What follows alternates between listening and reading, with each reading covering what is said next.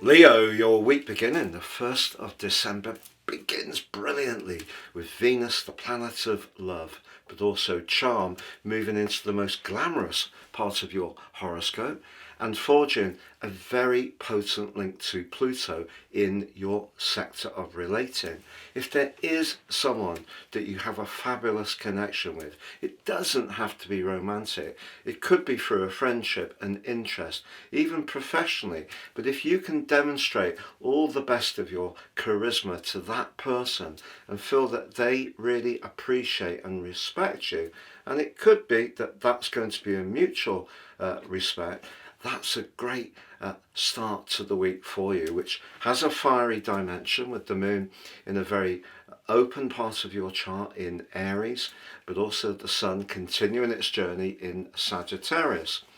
But of course we do have a full moon this week, and that full moon is in the chatty sign of Gemini, which for you is very much about your friendships. And one of the things that you may find over the next couple of weeks of the influence of this particular full moon is it may be a bit of a challenge to keep all of the people happy all of the time, because I feel that you could find that your popularity is picking up more and more, which is obviously absolutely right up your street.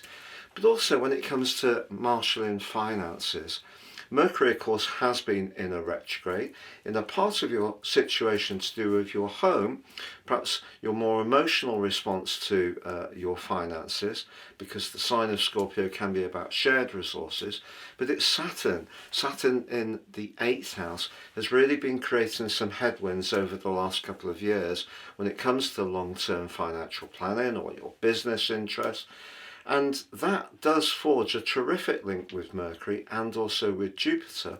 In a psychological part of your scope, it's true, you may find that old resources, old skills that you've developed over time, your more emotional wisdom can come back to you in a very positive way at the heart of this week.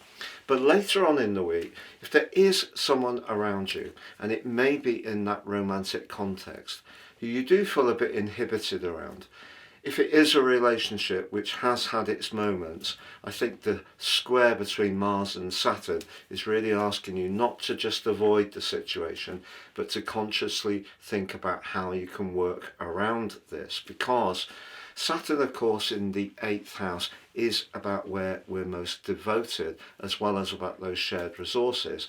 And Mars in the 5th house wants to be really out there, playful, perhaps even a bit more forward when it comes to your romantic situation. So if there is someone who captures your imagination, just do think about their availability, whether it would work for you, if their values are meshing with yours. Because if you are around someone who's a bit controlling, a bit possessive, or perhaps inhibits your desire to be more outgoing and playful, that's not necessarily a good person around you. So there's lots of positivity packed into this week, but I just feel that you may have to be a bit firmer around one situation, perhaps with a friend who may want a little bit too much of your time and attention, but particularly if you want to showcase your skills and talents, but also start to enjoy the run up to Christmas in the most sociable of ways.